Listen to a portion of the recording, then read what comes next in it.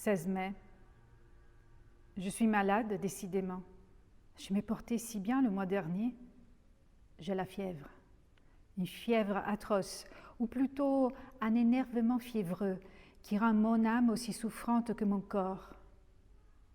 J'ai sans cesse cette sensation affreuse d'un danger menaçant, cette appréhension d'un malheur qui vient de la mort qui approche, ce pressentiment qui est sans doute l'atteinte d'un mal encore inconnu, germant dans le sang et dans la chair. 18 mai. Je viens d'aller consulter un médecin car je ne pouvais plus dormir. Il m'a trouvé le pouls rapide, l'œil dilaté, les nerfs vibrants, mais sans aucun symptôme alarmant. Je dois me soumettre aux douches et boire du bromure de potassium. 25 mai. Aucun changement. Mon état vraiment est bizarre. À mesure qu'approche le soir, une inquiétude incompréhensible m'envahit, comme si la nuit cachait pour moi une menace terrible. Je dîne vite, puis j'essaie de lire, mais je ne comprends pas les mots. Je distingue à peine les lettres.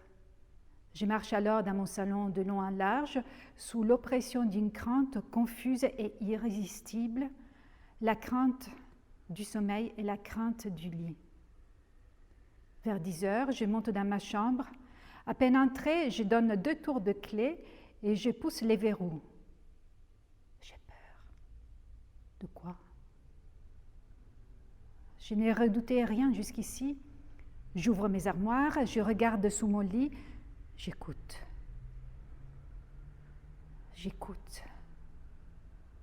Quoi?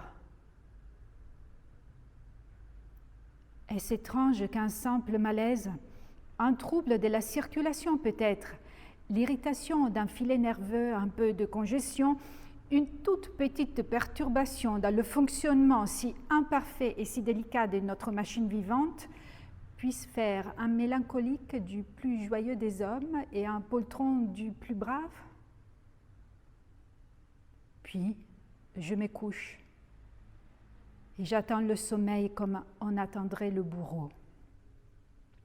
Je l'attends avec l'épouvante de sa venue et mon cœur bat et mes jambes frémissent et tout mon corps tressaille dans la chaleur des draps jusqu'au moment où je tombe tout à coup dans le repos, comme on tomberait pour s'y noyer dans un gouffre d'eau stagnante. Je ne le sens pas venir, comme autrefois, ce sommeil perfide, caché près de moi, qui me guette, qui va me saisir par la tête, me fermer les yeux, m'anéantir. Je dors longtemps, 2 ou 3 heures, puis un rêve, non, un cauchemar qui m'étreint. Je sens bien que je suis couchée et que je dors. Je le sens et je le sais. Et je sens aussi que quelqu'un s'approche de moi, me regarde, me palpe, monte sur mon lit, s'agenouille sur ma poitrine, me prend le cou entre les mains et serre de toute sa force pour m'étrangler.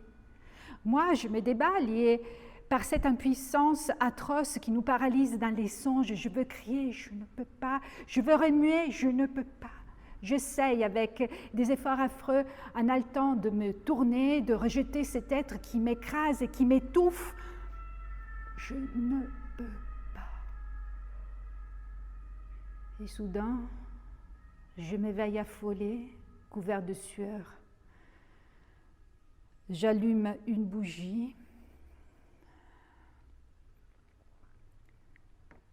Je suis seule. Après cette crise qui se renouvelle toutes les nuits, je dors enfin, avec calme, jusqu'à l'aurore.